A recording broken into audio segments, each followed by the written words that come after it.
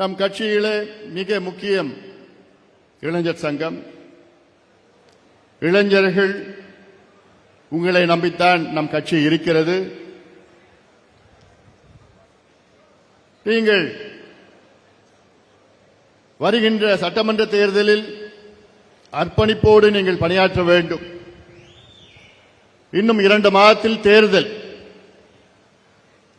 இந்த தேர்தலில் எப்படி நீங்கள் செயல்பட வேண்டும் என்று கடந்த 6 மாதங்களாக உங்களுக்கு நான் சொல்லி வருகின்றேன்.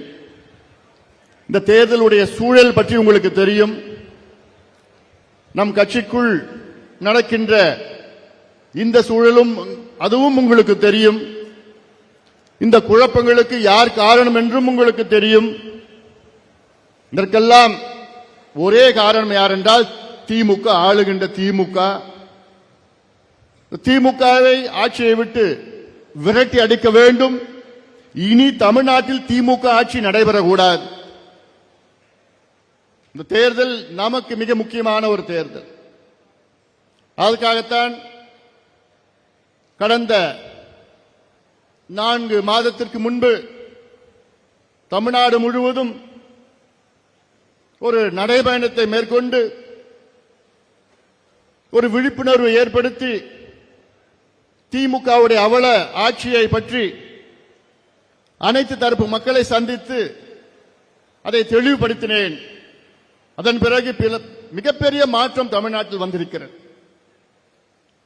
ஆக இங்கே வந்திருக்கின்ற என் தம்பிகளும் தங்கைகளும் இன்னும் 2 மாதம் இருக்கிறது உங்களுக்கு. திமுக பணத்தை நம்பி இருக்கிறது, அவ்வளவுதான். பணம் மட்டும்தான் வச்சிருக்கிறாங்க. அவங்க ஆளு கிடையாது. கிராமத்திலையும் இல்ல, பூத்திலையும் இல்ல, எங்கேயுமே கிடையாது. நம்ம உங்களுடைய உழைப்பு, என் தம்பிகள் தங்கைகளுடைய உழைப்பு, குறிப்பாக இளைஞர் சங்கத்தினுடைய உழைப்பு. ஏன்னா எனக்கு தெரியும் என் தம்பிகள் எந்த எதிர்பார்ப்பும் கிடையாது. நம் இயக்கத்திற்காக, நம் கட்சிக்காக கடுமையான உழைக்கின்ற ஆற்றல் படைத்த என் தம்பிகள். நீங்க நினைச்சீங்கன்னா எந்த புரட்சி வேணா செய்யலாம். அவ்வளவு திறமை உள்ளவர்கள் நீங்கள்.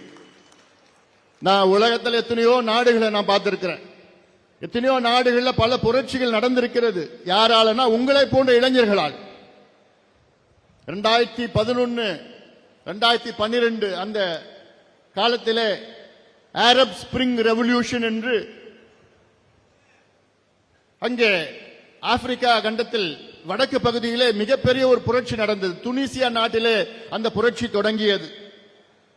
பிறகு லிபியா, ஈஜிப்ட் போன்ற நாடுகளில் அந்த புரட்சி பரவி 27 ஆண்டுகள் 30 ஆண்டுகளாக ஆண்ட அதிபர்களை ஒரே வாரத்திலே தூக்கி எறிய வைத்த அந்த நாட்டின் இளைஞர்கள்.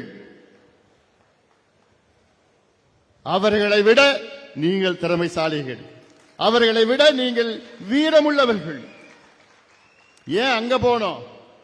இந்தியாவுல அண்டை நாடுகள். கடந்த ஆண்டு பங்களாதேஷிலே நடந்த மிகப்பெரிய ஒரு புரட்சி, ஆட்சி மாற்றம் நடந்தது.